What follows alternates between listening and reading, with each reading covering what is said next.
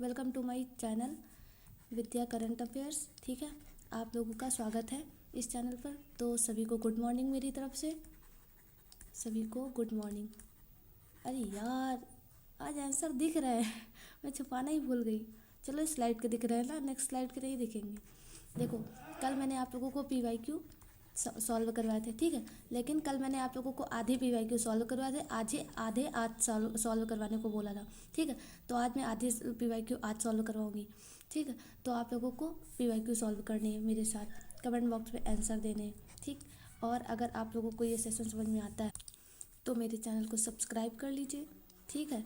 Like and share करिए, क्योंकि मेरे इस UPSC प्रीलिम्स इनिशिएटिव में, ठीक है, बहुत सारे हिंदी माध्यम के लिए शुरू किया गया है। दोनों माध्यम के लिए, पर हिंदी माध्यम आप लोग लैंग्वेज देख के जान सकते हो कि हिंदी माध्यम वाले बच्चों को ज़्यादा प्रायोरिटी दी गई है इस सेशन में, ठीक है। तो हम चाहते हैं कि हिंदी माध्यम वाले बच्चे ज़्यादा ग्रो करें, ठीक है। क्योंकि मुझे हमेशा UPSC में एक कमी लगती थी हिंदी माध्यम के लिए। तो मेरी तरफ से ये बिल्कुल भी नहीं होना चाहिए कि आप लोगों की कोई भी कमजोरी सामने आए, ठीक है। तो आप लोग मेरे चैनल को सब्सक्राइब कर लीजिए, ठीक। और हमें सपोर्ट करिए, और अपनी मेहनत को सपोर्ट करिए, मेरी मेहनत को सपोर्ट करिए, ठीक है। तो आज इन्हीं बातों के साथ मैं अपने इस सेशन को शुरू करती हूँ। इस स्लाइड के PYQ आप लोगों को देख के नेक्स्ट स्लाइड के लिए अवेयर रहिएगा। उसके PYQ के आंसर आप लोगों को नहीं दिखेंगे, उसके आंसर आप लोग को देने ही होंगे कमेंट बॉक्स में, ठीक है।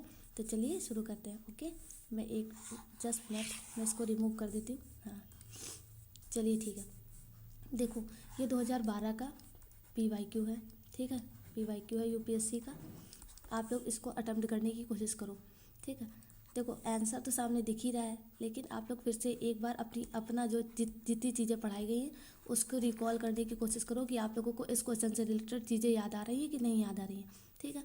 देखो, पहला क्या है कि मिट्टी की प्रकृति और फसलों की गुणवत्ता के आधार पर भू राजस्व का आकलन, ठीक। फिर दूसरा स्टेटमेंट क्या है कि युद्ध में चल पोतों का उपयोग, ठीक है।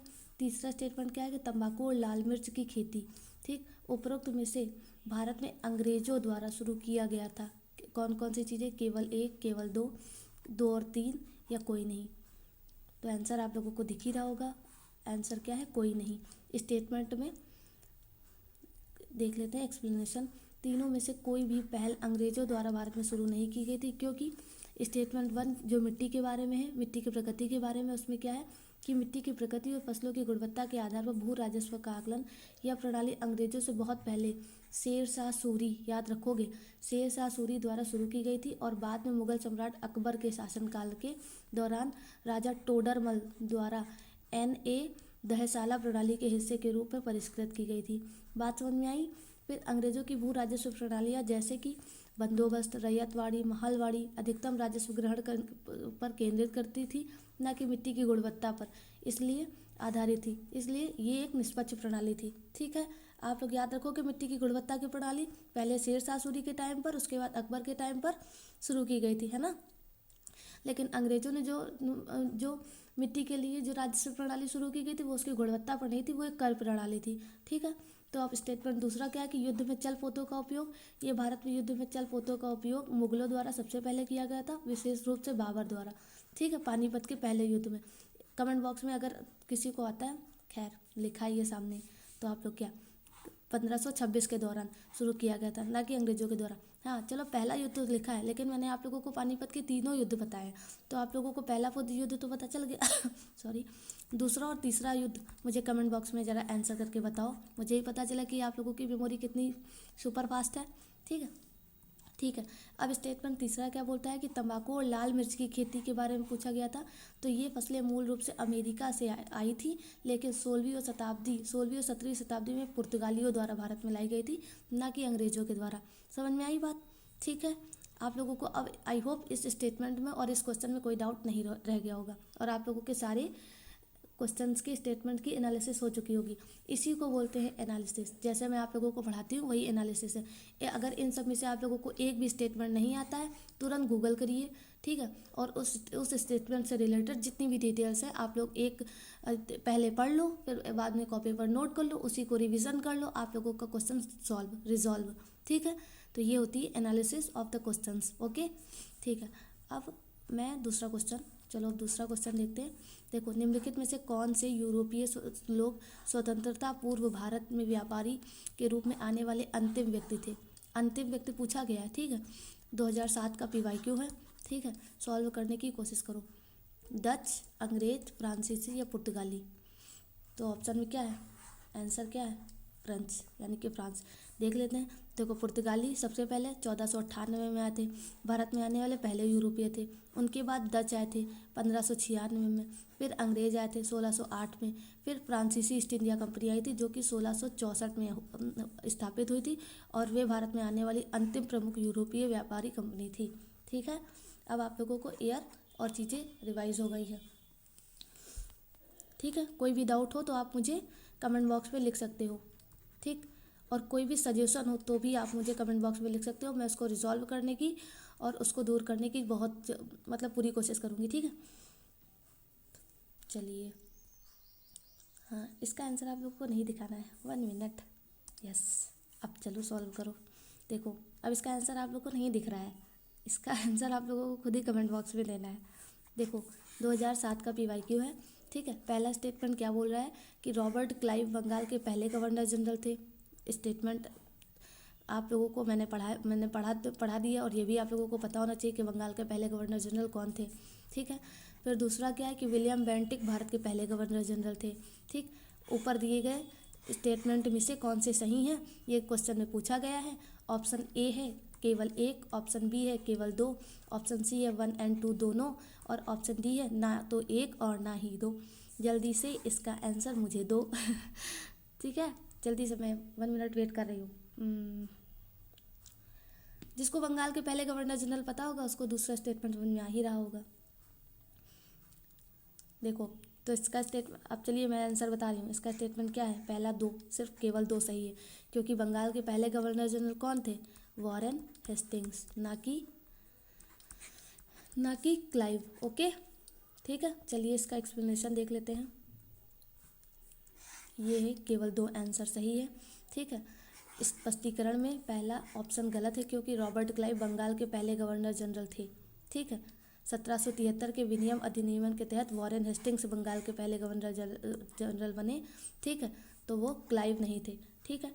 उसके बाद ऑप्शन दूसरा सही, क्योंकि 1833 के चार्टर अधिनियम ने बंगाल के गवर्नर जनरल के पद को भारत के गवर्नर जनरल में बदल दिया था, और वो ऐसे लॉर्ड विलियम बेंटिक पहले भारत के गवर्नर जनरल बन गए थे, ठीक। तो आप लोगों को ये क्वेश्चन भी सॉल्व हो गया होगा इजी था, ठीक है। 2 नंबर फ्री के मिल रहे थे, ठीक। आप लोग अपना स्कोर कार्ड, टोटल शायद 15 क्वेश्चन है, ठीक है, तो 30 नंबर। तो आप लोग अपना स्कोर कार्ड भी मुझे लिख सकते हो कैलकुलेट करके, ठीक। कितने क्वेश्चन आप लोग सही कर रहे हो ईमानदारी से, ठीक है। तो चलिए अब नेक्स्ट क्वेश्चन पे मूव करते हैं, ठीक है। नेक्स्ट क्वेश्चन पर हम लोग आ चुके हैं।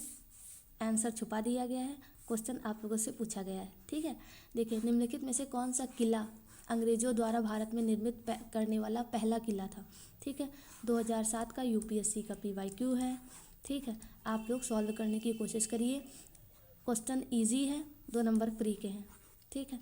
जिसको पता होगा वो 1 सेकंड में इसका आंसर दे सकता है। Fort William, Fort Saint George, Fort Saint David या फोर्ट सेंट एंजेलो। जल्दी से इसका आंसर दीजिए, मैं 1 मिनट वेट कर रही हूँ। ओके,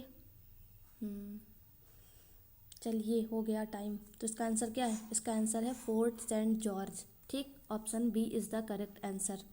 ओके, चलिए, ये है इसका एक्सप्लेनेशन, ये है इसका आंसर, और ये है इसका एक्सप्लेनेशन। क्या है कि भारत में अंग्रेजों द्वारा निर्मित पहला किला फोर्ट सेंट जॉर्ज था, ठीक, जिसकी स्थापना 1640 ईस्वी में ब्रिटिश ईस्ट इंडिया कंपनी के कर्मचारी फ्रांसिस डे द्वारा मद्रास के यानी कि वर्तमान में चेन्नई में की गई थी, ठीक है।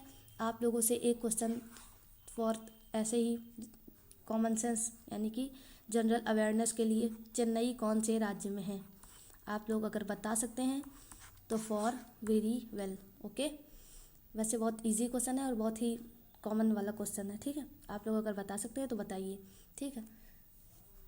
देखो, मेरा बीच बीच में क्वेश्चन पूछने की आदत है थोड़ी, क्योंकि मुझे क्वेश्चन बनाकर चीज़ें याद करने में ज़्यादा अच्छा लगता है, क्योंकि क्वेश्चन बना के आप लोग याद रखोगे तो माइंड ज़्यादा एक्टिव रहता है, तो इस चीज़ के लिए आप लोग मेरे साथ जुड़ सकते हैं, ठीक है, आप लोग का भला होगा। चलिए नेक्स्ट क्वेश्चन पे मूव करते हैं। ओके ठीक है, अब नेक्स्ट क्वेश्चन पर हम लोग आ चुके हैं। ठीक है, 2004 का क्वेश्चन है। 2004 का भले ही क्वेश्चन है पर क्वेश्चन अच्छा है। ठीक है, आप लोगों को इस क्वेश्चन से सारे युद्ध, ठीक है, आप लोगों के ईयर वाइज क्लियर हो जाएंगे। ठीक है, तो इसको बहुत ज़्यादा अटेम्प्ट करने की कोशिश करना और बहुत ज़्यादा फोकस रखना है इस क्वेश्चन के ऊपर। ठीक है, जितने भी आप लोग ईयर भूल चुके होंगे, जितने भी युद्ध आप लोगों के भूल चुके होंगे, इसके द्वारा आप लोगों के क्लियर होने वाले हैं। ठीक है, तो अब मैं क्वेश्चन पढ़ रही हूँ, फोकस बना के रखिएगा। ठीक है, देखो एक तरफ सूची दी गई है जो कि ईयर की यानी कि अवधि की दी गई है, और दूसरी तरफ वॉर की दी गई है यानी कि युद्ध की दी गई है। अब पहला स्टेटमेंट पूछा गया है, देखो क्वेश्चन में क्या पूछा गया है कि इन जोड़ों में से कौन सा सही ढंग से मेल खाता है। ठीक है, तो ये क्वेश्चन है। ठीक, अब स्टेटमेंट 1 क्या है कि 1767 से 69 ये टाइम पीरियड है। ठीक है, इसमें पहला एंग्लो मराठा युद्ध हुआ था। आप लोगों को मैंने ईयर वाइज सब पढ़ाया। ठीक है, अब थोड़ा मेमोरी पर जोर डालने का टाइम आ गया है। अब मुझे कमेंट बॉक्स में आप लोग इसका आंसर बता सकते हो ईयर वाइज लिख के। ठीक है, स्टेटमेंट दूसरा क्या पूछा गया कि 1790 से 92 का टाइम पीरियड जो कि है वो तीसरा मैसूर युद्ध का है। ठीक है, उसके बाद 1824 से 26 का जो टाइम पीरियड है वो पहला एंग्लो बर्मा युद्ध का है। ठीक है, और 1845 से 46 का जो टाइम पीरियड है वो दूसरा सिख युद्ध का है। ठीक है, स्टेटमेंट ए में आंसर दिया गया है 2 और 4। ठीक, बी में 3 और 4, सी में 1 और 2 और डी में 2 और 3। मैं 2 मिनट रुक रही हूँ। ठीक है, इसका आंसर आप लोग मुझे कमेंट बॉक्स में देने की कृपा करें। ठीक है, मतलब दीजिए इसका आंसर। अगर आप लोग इसका आंसर दे पा रहे हैं तो मतलब आप लोगों की मेमोरी अच्छी खासी तेज है। ठीक है, ठीक है, तो मैं इसका आंसर अब बताने जा रही हूँ। तो इसका आंसर क्या हो जाएगा? इसका आंसर 2 और 3 ऑप्शन डी सही हो जाएगा। ठीक, क्योंकि 90 से 92 मैंने आप लोगों को सॉरी तीसरा मैसूर युद्ध पढ़ाया है। ठीक है, और पहला एंग्लो बर्मा युद्ध भी 1824 से 26 के टाइम पीरियड में होता है। एक्सप्लेनेशन मैं आप लोगों के साथ शेयर करने जा रही हूँ। ठीक है, अब देखिए पहला एंग्लो मराठा युद्ध का टाइम पीरियड क्या है? 1775 से 1782 के बीच में लड़ा गया था, ना कि जो कि स्टेटमेंट में दिया गया था 1767 से 69। Okay, statement 1 is clear. ठीक, फिर तीसरा मैसूर युद्ध 90 से 92 चला। ओके, ठीक है, अगर आप लोग कमेंट बॉक्स में मुझे किनके बीच चला ये बता सकते हो तो for well and very good. Okay, ठीक है, फिर स्टेटमेंट तीसरा क्या है कि पहला एंग्लो बर्मा युद्ध जो कि 24 से 26 तक चला। ठीक है, ठीक, फिर दूसरा सिख युद्ध आप लोग याद रख लो क्योंकि ये स्टेटमेंट्स में रॉन्ग थे। दूसरा सिख युद्ध 1848 से 49 के बीच में हुआ था, ना कि 45 से 46। ठीक है, ठीक है, तो इस प्रकार केवल 2 और 3 सही ढंग से मेल खाते हैं। ठीक, आई होप आप लोगों को ये क्वेश्चन भी सॉल्व हो गया। ठीक, तो अब हम लोग नेक्स्ट क्वेश्चन में मूव करें। ठीक है, करते हैं। ठीक है, देखिए 2004 का क्वेश्चन है। ठीक है, तो निम्नलिखित में से कौन सा जोड़ा सही ढंग से मेल नहीं खाता है ये आप लोगों को बताना है। ठीक है, टेल पॉइंट क्वेश्चन की हमेशा आप लोग जैसे मैं पकड़ती हूँ आप लोगों को वैसे ही पकड़ना है, क्योंकि एग्ज़ाम हॉल में मैंने बहुत लोगों को देखा है कि आप लोग इस चीज़ पे ध्यान नहीं देते हो, नहीं और हाँ में। ठीक है, और क्वेश्चन गलत करवाते हो। ठीक है, तो छोटी छोटी माइनर मिस्टेक से हमेशा बचो, क्योंकि ये माइनर मिस्टेक ही पास और फेल में बहुत ज़्यादा डिफरेंस तय कर देती हैं। ठीक, और ख़ास तौर से उस 2 घंटे में, क्योंकि वो 2 घंटे आप लोगों के पूरे साल की मेहनत निर्धारित करते हैं कि आप लोगों ने कितनी मेहनत की है। कोई भी आप लोगों के रूम में नहीं आएगा, कोई भी आप लोगों की साल भर की मेहनत नहीं देखेगा, कोई भी आप लोगों की मेहनत में, ठीक है, ज़रा सा भी कंट्रीब्यूशन नहीं करेगा, ना आप लोगों के रिजल्ट में। ठीक है, पास हो जाओगे तो अपने लिए हो जाओगे, फेल हो जाओगे तो अपने लिए हो जाओगे। ठीक है, हाँ, बाहर से कुछ लोग आ जाते हैं जो जब आप पास हो जाते हो तो अप्रिसिएशन देते हैं, और जब आप फेल हो जाते हो तो बिना कुछ सोचे, ठीक है, क्योंकि जिसका बोलने का मन होता है वो सिर्फ बोलता ही है। ठीक, तो वो इसमें योगदान देता है। तो आप लोगों को खुद डिसाइड करना है कि आप लोगों का रिजल्ट क्या आना है। ठीक, तो अब हम लोग क्वेश्चन पे, तो इसीलिए मैंने बोला है कि आप लोग माइनर मिस्टेक पर ज़रूर ध्यान दिया करो। ठीक है, और PYQ सॉल्विंग, MCQ एनालिसिस आप लोगों को यही सब चीज़ों पे अवेयर कर देता है, और यही सब चीज़ें घर में जितनी गलतियाँ करनी है कर ली जाती हैं। ठीक है, इसीलिए उन 2 घंटों के लिए बच्चे पहले ही, ठीक है, 400 घंटे लगभग MCQ और PYQ प्रैक्टिस कर लेते हैं कि इन 400 घंटों में जितनी मिस्टेक्स होनी है हो जाए, उन 2 घंटों में ये मिस्टेक ना हो जो मुझसे यहाँ पर हो रही हैं। ठीक है। तो आप लोगों को भी यही सोचकर, यही माइंडसेट रख के जितनी गलतियां करनी है अभी कर लो, ठीक है। जितनी भी चीज़ें सीखनी है अभी सीख लो, लेकिन वो 2 घंटे जो आप लोगों के होने चाहिए वो आप लोगों के भविष्य निर्धारण के टाइम होते हैं, ठीक है। कि वो आप लोगों को बताते हैं कि आप लोगों को एग्ज़ाम हॉल से निकलने के जस्ट बाद आप लोगों को मेंस लिखना है या फिर से प्री की तैयारी करनी है, ठीक है। तो ये समझ लो कि प्रीलिम्स एग्ज़ाम क्यों होता है। प्रीलिम्स एग्ज़ाम गवर्नमेंट इसलिए लेती है कि आप लोगों को वो बताना चाहती है कि हम आप लोग को हटाने आए हैं, ठीक है। वो आप लोगों को सिंसियर मानती ही नहीं है, ठीक है। क्योंकि एक मैं आप लोगों को रियलिटी बता दे रही हूँ, अब बात छिड़ी ही है तो मैं आप लोगों को थोड़ा अवगत कराना चाहती हूँ चीज़ों से, ठीक है। 1 मिनट रुको। देखो, लगभग प्रीलिम्स एग्ज़ाम्स कितने बच्चे देते होंगे। प्रीलिम्स एग्ज़ाम अगर बहुत मैं कम मानूँ तो 7 लाख फॉर्म भरे जाते हैं, ठीक। 7 लाख फॉर्म भरे जाते हैं। 5 लाख बच्चे एग्ज़ाम देते हैं, ठीक। 5 लाख बच्चे एग्ज़ाम देते हैं, लेकिन इन 5 लाख की ये संख्या समझ रहे होगे 5 लाख कितने हैं। लेकिन इन सब में से प्री कौन निकाल पाता है, सिर्फ 12,000, ठीक है। अब समझ लो कि 4 लाख, लगभग 4 लाख से कितने ज़्यादा लोग बच्चे, ठीक है। 4,88,000 बच्चे क्या हुए कि प्रीलिम से पहले ही निकाल दिए गए। यानी कि जब बहुत पहले यूपीएससी के एग्ज़ाम हुआ करते थे, ठीक है, तो प्रीलिम्स का एग्ज़ाम नहीं होता था, डायरेक्ट मेंस का एग्ज़ाम होता था लेकिन जब से प्रीलिम्स का एग्ज़ाम होने लगा, वो क्यों होने लगा, क्योंकि वो प्रीलिम्स एग्ज़ाम इसलिए लेने लगे, मतलब मेरी समझ से मैं बताना चाहती हूँ आप लोगों को कि वो चाहते हैं, वो समझते ही नहीं है कि जो एग्ज़ाम देने आते हैं वो बच्चे सीरियस होते हैं, वो नॉन सीरियस समझते हैं इतने सारे बच्चों को जो ये फर्स्ट स्टेज से निकाले जा रहे हैं। तो वो जानते हैं कि आप सीरियस हो ही नहीं अपनी पढ़ाई को लेकर। इसमें कुछ बच्चे तो ऐसे होंगे जो सिर्फ फॉर्म भर दिए होंगे, कुछ बच्चे किसी एक सब्जेक्ट में वीक होंगे, ठीक है। जैसे किसी को मैथ नहीं आती होगी तो सीसेट में रह गए, ठीक है। किसी को हिस्ट्री नहीं आती होगी, वो साइंस बैकग्राउंड का होगा तो हिस्ट्री के कम क्वेश्चन करके आ गया। लेकिन आप लोगों को एक स्ट्रेटेजी हमेशा फॉलो करनी होगी। वो कौन सी होगी कि जिस सब्जेक्ट में आप लोग मतलब कमज़ोर फील कर रहे हैं उसमें आप लोग मिनिमम करने का प्रयास करिए। आप लोग मैक्सिमम आउटपुट उसमें नहीं ला सकते पर मिनिमम ज़रूर ला सकते हैं, ठीक है। तो आप लोगों को जैसे कि मान लो कि सीसेट मतलब हिंदी मीडियम के बच्चों को मैथ अगर कमज़ोर हुई, ठीक है, तो मान लो अगर 40+ मैथ के क्वेश्चन आते हैं तो आप लोगों को अगर 40+ बनाने नहीं आ रहे हैं, मैथ का हर एक टॉपिक बनाना नहीं आ रहा है, तो आप लोगों को मिनिमम टॉपिक बनाने ज़रूर आने चाहिए, ठीक है। यानी कि आप लोगों को 20 क्वेश्चन बनाने ज़रूर आने चाहिए, ठीक है। इतना एफर्ट्स आप लोग लगाएंगे तभी आप लोग यूपीएससी के लिस्ट में जब मेंस लिख रहे होंगे प्रीलिम्स निकाल के, तब आप लोग सीरियस होंगे। सीरियस बच्चे वो उसी मानता है कि वो जो इंटरव्यू दे रहे होते हैं, ठीक, सबसे लास्ट में वो आप लोगों से मिलना चाहता है यूपीएससी वाले, ठीक है। वो आप लोगों से मिलना चाहते हैं कि हाँ भाई इतनी कठिन एग्ज़ाम निकाल के कौन प्रीलिम्स निकाल कर आया, कौन मेंस निकाल कर आया, ठीक है। तब वो आप लोग साक्षात्कार में मिलते हैं कि भाई हम भी उन सबको देखना चाहते हैं, उन सबसे मिलना चाहते हैं जो इतना पढ़ के, इतने एफर्ट्स लगा के इन 2 स्टेज को पार करके तीसरे स्टेज में मेरे पास आया है। फिर भी वो लोग पूरी कोशिश करते हैं कि आप लोगों में थोड़ी सी भी कमी पा जाए तो साक्षात्कार से भी आउट कर दिया जाए, ठीक है। बहुत बच्चे होते भी हैं। तो आप लोगों को माइंड अप्रोच हमेशा इतना एक्टिव और इतना अच्छा बना के रखना है कि कोई भी परेशानी आ जाए, ठीक है, कोई भी समस्या आ जाए, कोई भी कठिनाई आ जाए, उसको सॉल्व करने के हर एक तरीके इस दुनिया में मौजूद हैं और आप लोगों को उसको सॉल्व करने के तरीके ढूंढ के सॉल्व करना ही होगा, ठीक है। तो बस इतना ही मुझे समझाना था, बाकी आप लोग वैसे भी बहुत समझदार हैं, ठीक है। चलिए, अरे कहाँ गया, 1 मिनट मैं इसको रिमूव कर दूँ, ठीक है।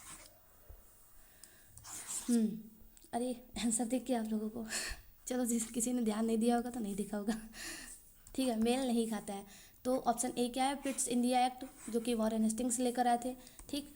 व्यपगत की नीति डलहौजी लेकर आए थे। वर्नाक्यूलर प्रेस एक्ट कर्जन लेकर आए थे और एल्बर्ट बिल रिपन लेकर आया था। तो कौन सा इसमें सही नहीं है ये आप लोग मुझे कमेंट बॉक्स में आंसर दीजिए। तो इसका आंसर कौन सा सही नहीं है, इसका आंसर सी सही नहीं, क्योंकि Pitt's India act Warren Hastings सही है। व्यपगत की नीति डलहौजी, मैंने आप लोगों को 1857 के तहत जब जितने क्षेत्र विलय किए जा रहे थे डलहौजी के तहत, आप लोगों को मैंने वो भी बताया है। एल्बर्ट विल रिपन लेकर आए थे, ये भी मैंने आप लोगों को बताया है। अब चलिए एक्सप्लेनेशन देख लेते हैं। वर्नाक्यूलर प्रेस एक्ट 1878 में ब्रिटिश भारत के तहत तत्कालीन वॉयसरॉय लॉर्ड लिटन द्वारा प्रस्तावित किया गया था, ठीक है। लॉर्ड कर्जन द्वारा 1899 से 1905 तक भारत के वॉयसरॉय थे, इसलिए यह जोड़ा सही ढंग से मेल नहीं खाता है, ठीक है। आई होप आप लोगों को चीज़ें समझ में आ गई हैं, ठीक है। अब हम लोग नेक्स्ट क्वेश्चन में मूव करते हैं। चलिए मैं आ गई नेक्स्ट क्वेश्चन पे, ठीक। इसका एक अभिकथन है, दूसरा कारण है, ठीक। एक अजम्पशन है, दूसरा रीज़न है, ठीक है। अब आप लोगों को इस तरह के क्वेश्चन को टैकल करने की बहुत ज़्यादा वो क्या बोलते हैं एबिलिटी डेवलप करनी होगी, क्योंकि आजकल का ट्रेंड यही है, ठीक है, जो कि 2003 में भी पूछा गया था, ठीक है।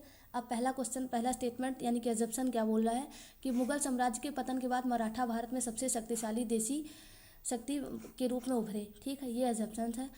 रीज़न क्या है कि मराठा ही क्वेश्चन में मतलब थोड़ा जोर दे रहे हो, देख रहे हो, अगर थोड़ी भी मतलब चीज़ें अगर आप लोग पीवाईक्यू सॉल्व करते होगे, एमसीक्यू सॉल्व करते होगे, तो ये सब चीज़ें आप लोगों को जो बहुत ज़्यादा जोर देते हैं सब, तो मैंने आप लोगों को पहले ही बताया है कि जोर देने वाले शब्द पकड़ लिया करो। मराठा पहले ही, ठीक है। अब देखो इस शब्द पे कितना जोर दिया जा रहा है। ऐसे शासक थे जिनके पास एकीकृत भारतीय राष्ट्र की स्पष्ट अवधारणा थी। आप लोग के पास ऑप्शन है ए और आर दोनों व्यक्तिगत रूप से सत्य है, और आर ए का सही स्पष्टीकरण है। बी क्या है, ए आर दोनों व्यक्तिगत रूप से सत्य है लेकिन आर ए का स्पष्टीकरण सही नहीं है। सी क्या है, ए सत्य है लेकिन आर असत्य है। डी क्या है, ए असत्य है लेकिन आर सत्य है। मैंने आप लोगों को ये चीज़ पढ़ाई हुई है, ठीक है, और मैंने आप लोगों को एक हिंट भी दे दी है अभी क्वेश्चन पढ़ाते टाइम, ठीक। तो आप लोग इसका आंसर आई होप बहुत जल्दी और बहुत आसानी से दे पाओगे। मैं 1 मिनट वेट कर रही हूँ। तो क्या है इसका आंसर सही? तो इसका आंसर क्या हो जाता है? इसका आंसर सी सही हो जाता है। ए सही है, ठीक, जो कि मैंने आप लोगों को पढ़ाया ही है, और दूसरा सही नहीं, क्योंकि मराठा पहले ही मराठा ही पहले शासक नहीं थे।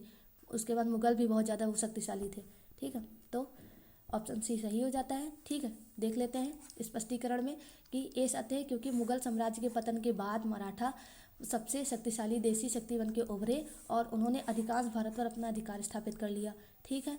और रीज़न रॉन्ग है, क्योंकि मराठा साम्राज्य की अवधारणा हिंदवी स्वराज पर आधारित थी, जिसका अर्थ हिंदू संप्रभुता न कि एकीकृत, ठीक, भारतीय राष्ट्र की आधुनिक अवधारणा और राष्ट्रीय एकता की स्पष्ट अवधारणा बाद में भारतीय स्वतंत्रता के दौरान विकसित हुई, ठीक है। तो आप लोग इसका अजम्पशन और रीज़न देख चुके होंगे। आई होप आप लोगों को समझ में आ गई होंगी चीज़ें, ठीक है। अब हम लोग नेक्स्ट क्वेश्चन पर मूव करते हैं, ठीक।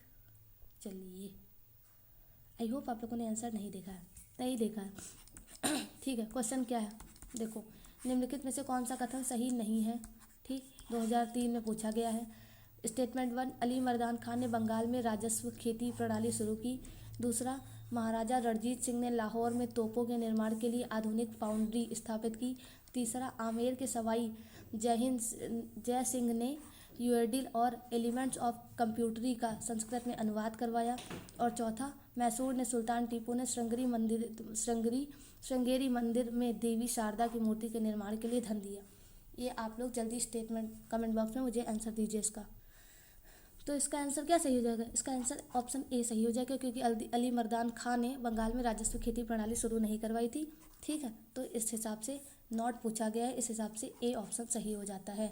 एक्सप्लेनेशन में देख लेते हैं। देखिए, मुर्शीद कुली खान ने बंगाल में राजस्व खेती शुरू की थी, ना कि अली मर्दान खान ने, ठीक है। अन्य सभी कथन सही हैं, क्योंकि महाराजा रणजीत सिंह ने लाहौर में तोप बनाने के लिए आधुनिक फाउंड्री स्थापित की थी। आमेर के सवाई जयसिंह के यूक्लिड की एलिमेंट्स ऑफ ज्योमेट्री का संस्कृत में अनुवाद किया था। स्टेटमेंट इम्पॉर्टेंट है, ठीक है। मैसूर के सुल्तान टीपू ने श्रृंगेरी देवी में देवी शारदा की मूर्ति का निर्माण करवाया था। सारे स्टेटमेंट इस क्वेश्चन के इम्पोर्टेंट है, याद रखोगे, ठीक है। चलिए, अब हम लोग नेक्स्ट क्वेश्चन पर आ चुके हैं। 2003 का ये भी क्वेश्चन है। निम्नलिखित में से कौन सा प्रावधान 1833 के चार्टर अधिनियम में नहीं किया गया था, ठीक है। स्टेटमेंट 1 है, ईस्ट इंडिया कंपनी की व्यापारिक गतिविधियों को समाप्त किया जाना। बी है, सर्वोच्च प्राधिकारी का पद नाम बदलकर भारत के गवर्नर जनरल की परिषद के रूप में किया जाना। सी है, सभी विधि निर्माण शक्तियाँ गवर्नर जनरल की परिषद को सौंपी जानी थी। और डी है कि गवर्नर जनरल की परिषद में एक भारतीय को विधि सदस्य के रूप में नियुक्त किया जाना था। चलिए बताइए इसका आंसर। मैं 1 मिनट रुकी हूँ। तो इसका आंसर क्या सही हो जाएगा? इसका आंसर ऑप्शन डी सही हो जाएगा, ठीक है। देखिए, 1833 के चार्टर अधिनियम ने ईस्ट इंडिया कंपनी की व्यापारिक गतिविधियों को पूरी तरह से समाप्त कर दिया, जिससे यह एक प्रशासनिक और शासी निकाय बन गई। बंगाल के गवर्नर जनरल को भारत का गवर्नर जनरल बनाया गया और सभी कानून बनाने की शक्तियाँ उसके परिषद को सौंप दी गई। इस अधिनियम ने गवर्नर जनरल की परिषद में 1/4 सदस्य, जिसे विधि सदस्य कहा जाता है, उसको शामिल किया गया। हालांकि यह एक सदस्य अंग्रेज होना था, जिसमें लॉर्ड मैकाले पहले विधि सदस्य थे और उस समय किसी भारतीयों को विधि सदस्य के रूप में नियुक्त करने का कोई प्रावधान नहीं था। ठीक, तो आई होप आप लोगों को ये स्टेटमेंट भी समझ में आ गया है। ठीक है, अब ये क्वेश्चन थोड़ा बड़ा है, 2002 का है। आप लोग एक्स्ट्रा फोकस इस पर करोगे, ठीक है, क्योंकि ये इम्पोर्टेंट है। देखिए, सूची 1 जिसमें भारत के औपनिवेशिक सरकार के अधिनियम और सूची 2 जिसमें प्रावधान से मिलान करें। ठीक है, सूचियों के नीचे कोड का उपयोग करके सही उत्तर चुनें। ठीक, ये ऐसा बोला गया है। तो इसमें सूची 1 जो है वो औपनिवेशिक सरकार के कार्य है और दूसरा प्रावधान है। पहला ऑप्शन ए क्या है कि चार्टर अधिनियम 1813, जिसमें क्या बोला गया कि भारत में ईस्ट इंडिया कंपनी के मामलों को पूरी तरह से विनियमित करने के लिए ब्रिटेन में एक नियंत्रण बोर्ड की स्थापना करना। फिर ऑप्शन बी क्या है कि विनियम अधिनियम, जिसमें भारत में कंपनी का व्यापार एकाधिकार समाप्त कर दिया गया। सी क्या है कि 1858 का अधिनियम, इसमें क्या बोला गया कि शासन करने की शक्ति ब्रिटिश ईस्ट इंडिया कंपनी के ब्रिटिश राजशाही को हस्तांतरित कर दी गई। और ऑप्शन डी क्या है कि पिट्स इंडिया एक्ट, जिसमें कंपनी के निदेशक से कंपनी के प्रशासन से संबंधित सभी पत्राचार और दस्तावेज ब्रिटिश सरकार के समकक्ष प्रस्तुत करने को कहा गया। ठीक है, अब ऑप्शन आप लोगों के पास क्या है कि 2 3 यानी कि ए का 2 है, ठीक है, बी का 4 है और सी का 3 है और डी का 1 है, या फिर 1 3 4 2 या फिर 2 3 4 1 या फिर डी 1 4 3। चलिए इसका आंसर मैं बता ही देती हूँ। इसका आंसर 2 4 3 1 सही है। ठीक है, एक्सप्लेनेशन में देख लेते हैं। ए का दूसरा, जिसमें 1813 के चार्टर अधिनियम के तहत चाय और चीनी के साथ व्यापार को छोड़कर कंपनी के व्यापारिक एकाधिकार को समाप्त कर दिया गया। ठीक है, दूसरा बी का 4 के साथ मिलान करेंगे, जिसमें 1773 के विनियम एक्ट अधिनियम के माध्यम से पहली बार ब्रिटिश सरकार ने कंपनी के मामलों पर नियंत्रण शुरू किया, जिसमें पत्राचार और राजस्व विवरण प्रस्तुत करना अनिवार्य हो गया। फिर सी का तीसरे के साथ मिलान करेंगे, जिसमें 1858 के अधिनियम में, जो कि भारत शासन अधिनियम था, जिसमें 1857 के विद्रोह के बाद शासन की बागडोर सीधे ब्रिटिश क्राउन यानी कि राजशाही के हाथों में चली गई। फिर डी का 1 से मिलान करेंगे, जिसमें 1784 के पिट्स इंडिया एक्ट में कंपनी के राजनीतिक कार्यों के प्रबंधन के लिए ब्रिटेन में 6 सदस्यीय बोर्ड ऑफ कंट्रोल की स्थापना की गई थी। आई होप आप लोगों को चीज़ें समझ में आ गई हैं। ठीक है, चलिए अब हम लोग नेक्स्ट क्वेश्चन पर आ गए हैं। ये लेटेस्ट क्वेश्चन है 2021 का। सॉल्व करने की कोशिश करो। भारतीय इतिहास के संदर्भ में निम्नलिखित में से कौन सा कथन सही है? पहला, अमरकोट की निजामत हैदराबाद राज्य से निकली। दूसरा, मैसूर साम्राज्य विजयनगर से साम्राज्य से निकला। तीसरा, रोहिलखंड साम्राज्य अहमद शाह दुर्रानी के अधिग्रहित क्षेत्रों से निकला। 1 और 2, केवल 2, 2 और 3 या केवल 3? जल्दी से इसका आंसर दीजिए, कौन सा सही है? तो इसका आंसर क्या सही हो जाएगा? इसका आंसर केवल 2 सही हो जाएगा। चलिए एक्सप्लेनेशन में देख लेती हूँ। Option 1 is wrong. वाई? क्योंकि अमरकोट की निजामत यानी कि कर्नाटक के नवाबदम मुगल साम्राज्य की हिस्सा थी, ना कि सीधे हैदराबाद राज्य से निकली थी। Okay, option 2 is correct. Why? Mysore साम्राज्य की स्थापना 15वीं शताब्दी में वोडेरियो द्वारा की गई थी, जो शुरू में विजयनगर साम्राज्य का एक हिस्सा थी। ठीक है, फिर ऑप्शन सी इज़ रॉन्ग, क्योंकि रोहिलखंड की स्थापना 18वीं शताब्दी के आरंभ में अफगान सरदारों द्वारा की गई थी, या अहमद शाह दुर्रानी द्वारा अधिग्रहित क्षेत्रों से नहीं गया था। ठीक है, आई होप आप लोगों को चीज़ें समझ में आ गई। अब हम लोग नेक्स्ट क्वेश्चन पर मूव करेंगे। ठीक है, 2023 का क्वेश्चन, ठीक है, इम्पॉर्टेंट है, ध्यान रखना अटेम्प्ट करने के टाइम, लेकिन ईजी भी है। निम्नलिखित में से किस अधिनियम द्वारा बंगाल के गवर्नर जनरल को भारत का गवर्नर जनरल नामित कर दिया गया था? ठीक है, मतलब हमको लगता है कि 2023 में जितने भी क्वेश्चन आए होंगे उन सब में सबसे इजी क्वेश्चन यही रहा होगा। विनियम अधिनियम, ठीक, पिट्स इंडिया एक्ट, 1773 का चार्टर अधिनियम या 1833 का चार्टर अधिनियम। 1 मिनट में वेट कर रही हूँ, आप लोग अटेम्प्ट करने की कोशिश करो। तो इसका आंसर क्या है? सभी लोग को पता ही होगा। इसका आंसर 1833 का चार्टर अधिनियम है। ठीक है, क्योंकि 1833 के चार्टर अधिनियम ने बंगाल के गवर्नर जनरल को भारत का गवर्नर जनरल नामित किया गया था, और इस अधिनियम के तहत फोर्ट विलियम के तत्कालीन गवर्नर जनरल विलियम बेंटिक को भारत के पहले गवर्नर जनरल बनाए गए थे। ठीक है, अब हम लोग नेक्स्ट क्वेश्चन पर आते हैं। तो चलिए अब क्वेश्चन की श्रृंखला समाप्त हो चुकी है आज से, ठीक है। तो आप लोगों को अब कल से आगे का सिलेबस कवर करना है, ठीक। आप लोगों को जितना भी अभी तक मैंने अरे यार सिलेबस भी नहीं लिखा जा रहा है ठीक है। जितना अभी तक मैंने आप लोगों को कवर करवाया था, ठीक, उस जितना भी आप लोगों को सिलेबस कवर करवाया था उसका मैंने आप लोगों को PYQ सॉल्व करवा दिए हैं, सारा सब कुछ, ठीक। अभी तक आप लोगों के 4 थीम मैंने पढ़ाए थे, चारों थीम के PYQ कवर हो चुके हैं। अब आगे का सिलेबस जब कवर होगा तो उससे रिलेटेड PYQ और MCQ आएंगे, वो अगले हफ्ते आएंगे, ठीक है। तो आप लोगों को अब एक हफ्ता सिर्फ चुपचाप पढ़ना है। अगर सभी को वीडियो अच्छी लगी हो तो चैनल को सब्सक्राइब कर लेना, ठीक है, सपोर्ट करना, ठीक, और हमारे साथ जुड़ जाना फॉर क्लियरिंग UPSC प्रीलिम्स 2026, ठीक है। चलिए आज के लिए have a nice day, bye bye, जय हिंद, थैंक यू।